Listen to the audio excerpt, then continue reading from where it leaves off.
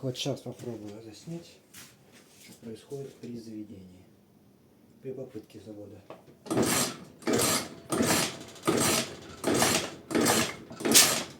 Вот, что это, сука, такое, блядь? Это из глушителя или там сальник ебаный какой-нибудь чихает.